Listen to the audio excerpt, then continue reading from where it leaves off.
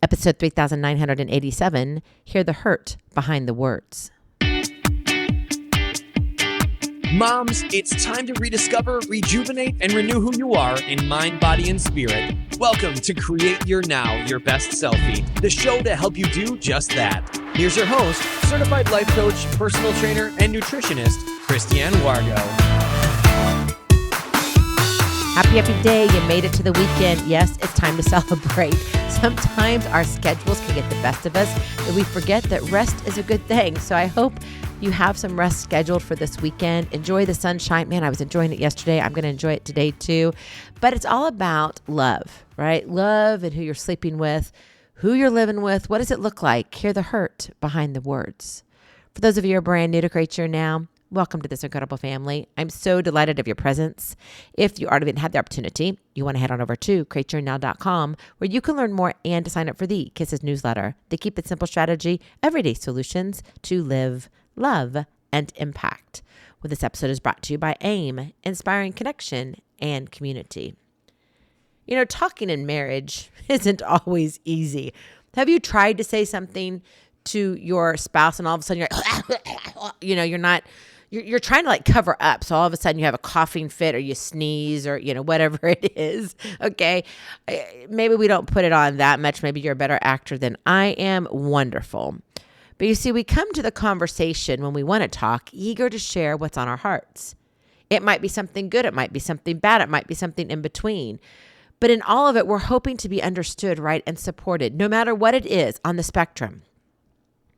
However, depending on your spouse's communication style or mood, your words can land cold or worse, cause unintended pain. Hear the hurt behind the words. Communication is the backbone of any marriage. So if you have a good marriage, bad marriage, communication is going to be an issue. No matter what, it's going to show up. And a lot of us don't want to talk about it. Pun intended. See, you didn't know I was going to be a little comedian today. But yes, we're going to try to be the actress and, cough and pretend that I'm crying and sad at times. And then we're going to go in and be the comedian for you. Okay, no, I won't quit my day job. But sometimes we have to make things lighter than what they are. Because if we're honest, right, let's be honest here. When we can't have a conversation with our spouse, it's disheartening. And it just adds up to things, so many things. Negative, sometimes positive. But it's like, I got to go take a withdrawal because, man, that just hurt. That stung. Are you even paying attention to me? Do you even know that I exist? Now, I know you might just assume that it only matters when it's about fighting. Or there's these uncomfortable disagreements. Oh, we got to think about communication then. No, you don't. You need to be thinking about it all the time. It's important because communication is truly the key. I mean, think about it. Communication is connection. If you're not communicating, you're not connecting. There's a problem. And if you're like, I'm in love with you, but if you can't communicate, how can you be connected? So how can you be married? Okay, maybe only by paper, but not by heart. Ooh. Yeah, this is hard, isn't it? It is. And it's meant to stretch you. It's meant to make you think. Because you see, I want us to go down the negative road right now. All about hurt. Because everybody takes things too personally. We can't even laugh about things.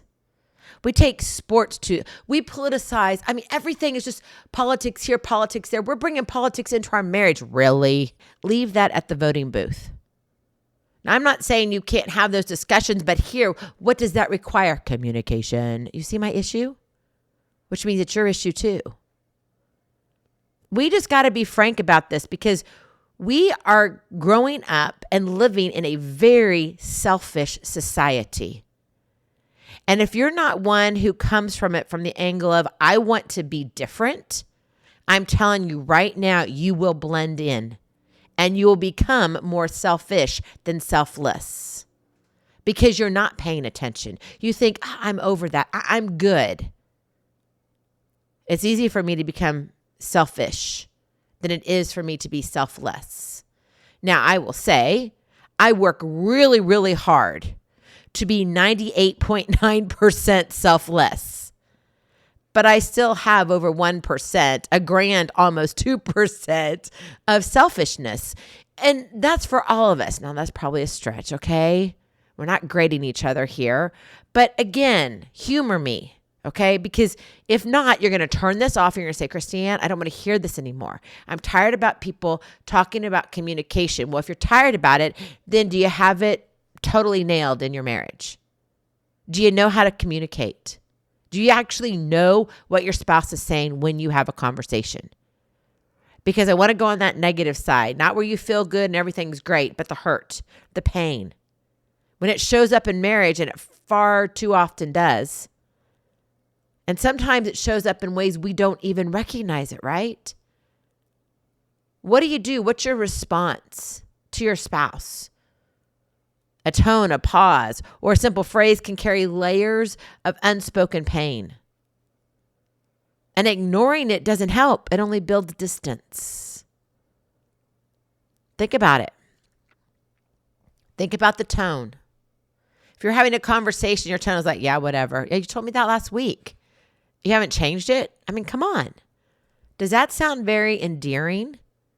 Does that sound like I really care, or just, you're kind of wasting my time right now. I really want to get to whatever else I was doing before you came into the room and interrupted me. Okay, now, it may not have been any bad words that you said, right? But that tone was there. Got to watch it. And I'm telling you right now, women, we are good at the tone. We are. And that's a good thing, by the way. It's a very positive trait to have. But it can be very negative. And it can totally just, oh my goodness, it can destroy your marriage. You got to listen to yourself. And that doesn't mean you have to become a podcaster like me, okay? Do you think I listen to myself? No. I do hear myself talk a lot. And I do go back and I listen to myself, but I don't listen to myself. I did when I was going through the ranks, as in learning my voice, understanding, performance techniques, all of that. I did all of that work. I'm not saying you have to do that, but I want you to be aware. And if you've never been aware, become hyper aware, because it is that important for you to jump in, to be all in with this. What about breaths? And you're like, breaths? I just breathe. No, you don't. Right? That little pause up there on the top, and then the letdown of, and it's not just that, right? You probably shrug your shoulders too, or roll your eyes, or you do something else, or maybe you just like turn your head to the other side. All of that says something. Yes, it does. And I know we don't want to think about this because it's like, I just shouldn't have to think about it. No, you're right. Wouldn't it be nice in our world if we were perfect? No, it wouldn't be. There'd be no room for growth. We'd have nothing to look forward to. Oddly enough, I look forward to my spouse's quirks all the time. And guess what? We're in such a great part of our relationship that I can kind of pick on him and he can pick on me about our quirks. We do it back and forth, but it doesn't bring up the hurt and pain anymore. Why? Because we did this work before. So bear with me. I want your marriage to have a strong foundation. So think about the tone, because you're good at it. Think about the breaths. Yes, this, or maybe you're like, whatever it is, right? That all says something. Maybe you're not breathing at all and you're just kind of breathing normal. And that says something too. What about your phrases that you frequently use? What do you say over and over again? I got it. Gotcha, babe. Love you too. But what's the meaning behind that? What does that really do? What does it even mean? Maybe at first it wasn't that big of a deal and it actually meant something, right? That's okay. That's a good thing. But now it's like you use it like it's a habit because you don't have to think about it. That's the problem. If you're not thinking, are you really communicating? Oh, did you hear my breath there? The pause, the tone, my hums, See what I mean? All of these little things, even an in there. What about the place? Where do you normally have harder conversations? Is it in the shower? I know TMI, but let's be real. Come on. If you want to have a better marriage, we got to get real. Is it in bed? After the fact of intimacy? Before intimacy? I mean, if you're thinking about it, is it before, you kind of say, oh, this is good. This has been good. And then now, okay, I'm going to lay this on him and I want to see what he thinks about it because, man, it was a really hard week. or whatever it is. Is that what happens in the place? Or is it in the kitchen where everybody can hear it, including your children and your puppy dogs? Is it in the middle of you doing your laundry? What is it? Is it at the dinner table? Think about the place. What about the interruptions? Are you having these harder conversations when your kiddos are awake or when you have company over? And if you are doing that, why? There's a lot of reasons why we do what we do, but we never take time to figure out why we do what we do. And there actually might be a better way. Now, I'm not going to tell you there's only one way to talk and one way to have a conversation with your spouse, because there's not. There's thousands of different ways. But you've got to know your voice so you can know and speak to the heart. Did you hear that? Listen again. You got to know your voice so you can speak to the heart. Your spouse's heart, the one that you said, I'm going from I to we. I do because I want it to be we do. I want us to do things together. But if you can't connect in communication, how can you move forward? It's hard. How can you be better? So what does it look like? How do you move beyond the hurt that's within those words? Well, you've got to build a stronger bridge. That is your Kiss to Keep It Simple strategy. Build a stronger bridge. Because as you know, a bridge allows you to get from one side to the other. It allows you to walk over things that you may not want to touch. Because that's okay. Sometimes that's not the appropriate time to have those conversations or to bring it up. Maybe you need to keep one thing a priority before you deal with the 2 or 3 other things that need to be looked at.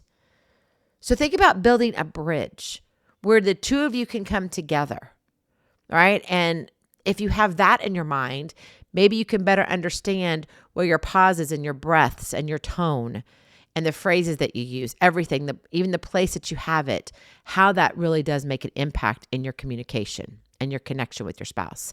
Well, let's look at it in real life. Number 1.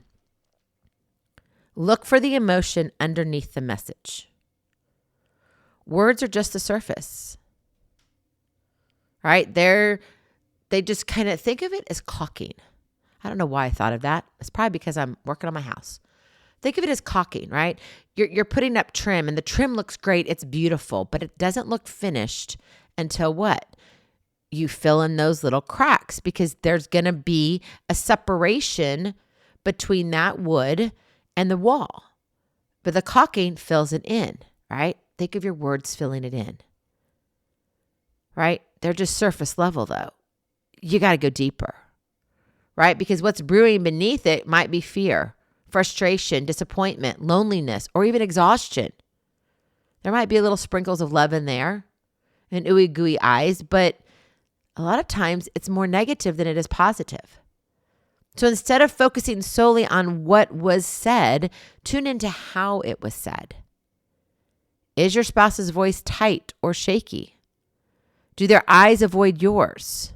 Body language tells you a lot, right? And the tone is a dead giveaway that where are these emotional undercurrents going? Are we off to the moon and something's drastic and I need to prepare for, an all-out war here in 2 seconds? Right? You know what I'm talking about because you've had those conversations. Or is it one where it's like, you know what? No, I just need to lean in more. And maybe I just need to give a hug and not say anything at all. When you pick up on those kind of things, you acknowledge their pain, even if it's not expressed directly. So look for the emotion underneath the message. Number 2, ask open, non-defensive questions. When hurt hides behind words, assumptions kill clarity. So don't make assumptions. That's basically it, the end. Instead of jumping to conclusions, right, or getting defensive, slow down and invite your spouse to open up. Simple questions like, oh, babe, that really does sound tough. What's really going on with you? Or maybe, I want to understand what you're feeling. Tell me more. But you can't say, I want to understand what you're feeling. Tell me more. Do you see the difference? right? That's why you have to take into account your tone, your phrasing, what you're doing. Is it work? Yes, it is. But is your marriage worth it? Yes, it is.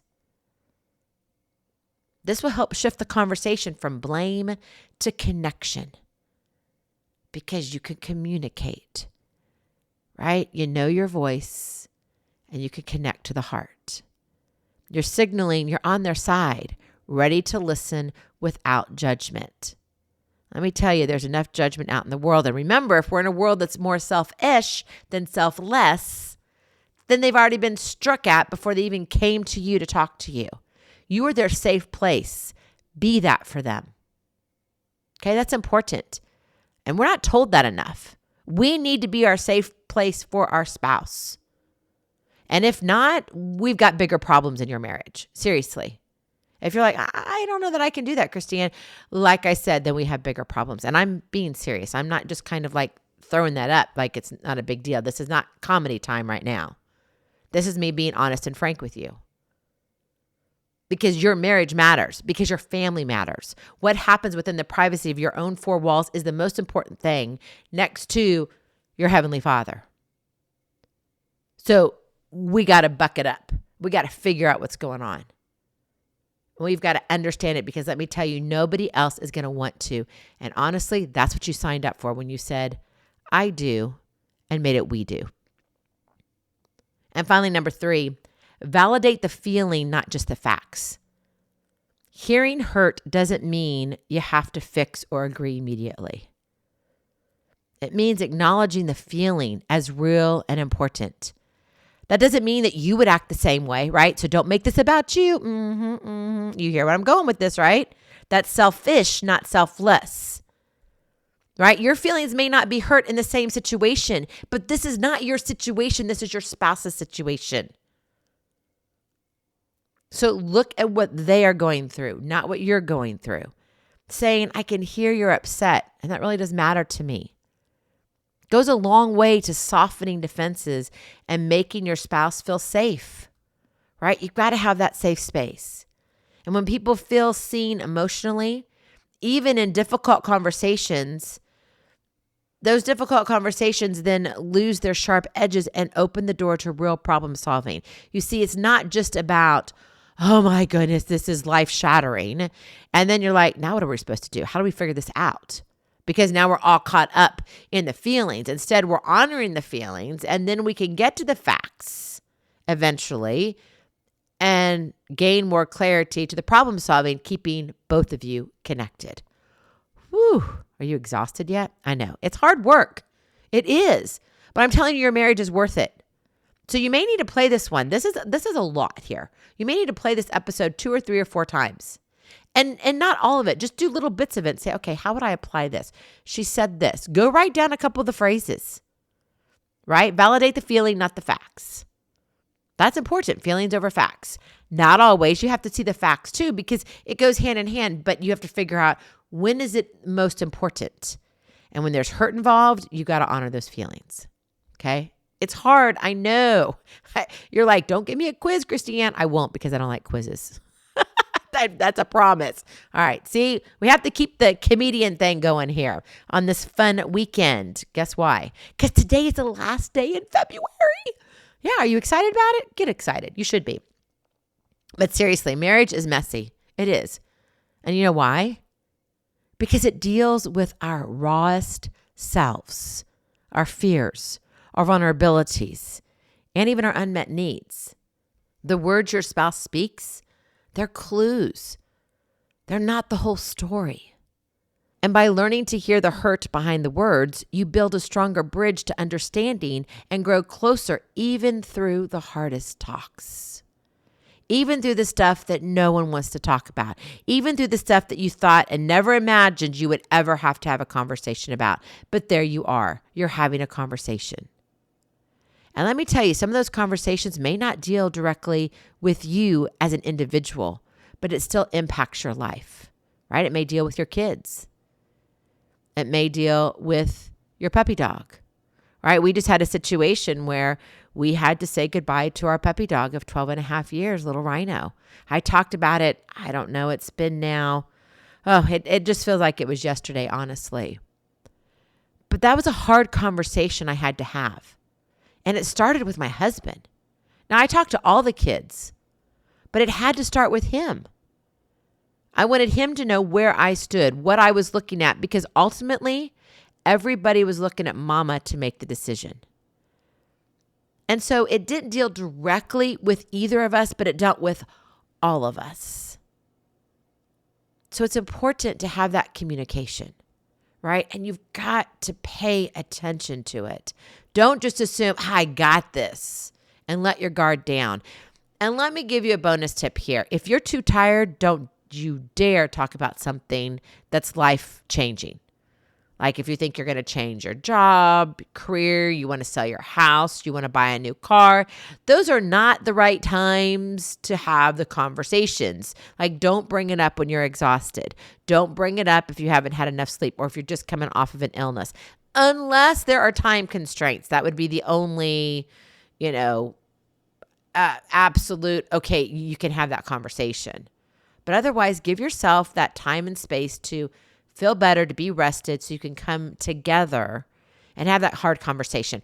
Also, prep each other for it, right? You can say, babe, I really want to talk to you about something and let me know when it is. It's probably going to, it's going to be, a little in depth and I don't know where it's going to go, but I need your full attention. When would be the best time? Sometimes you have to schedule the communication, the talks in order to have the connection. And that's okay too. Don't think that everything in marriage should be spontaneous, okay? You're no longer having your honeymoon here, okay? You're not. So this isn't about, this is what we get to look forward to. No, this is called real life. Welcome to the real world. And understand that we all have lives and there's a lot going on. And so you have to figure it out, all right? But I'm here to remind you and to tell you it can be done and you can do it successfully, right? And that's why I wanted to have a little bit of laughter in this. That's why I wanted you to know that you can get to the other side. Build that bridge, right? So the next time you feel a disconnect in your conversation, don't just listen. Hear the hurt. Know what they're saying deeper, right? Know what's behind those words because that's where the healing and connection begin. Go in peace, be present, be incredible, be you. I love you so very much. I cannot wait to see you on the other side. Blessings, hugs, and lots of love. We'll talk to you real soon. Have a glorious, blessed day. Bye-bye. Feeling inspired, ready to train for life and love your journey? Visit createyournow.com for more incredible resources to help you along the way. We'll see you next time on Create Your Now, Your Best Selfie. And remember, always be sure you consult your physician before beginning any health and fitness plan.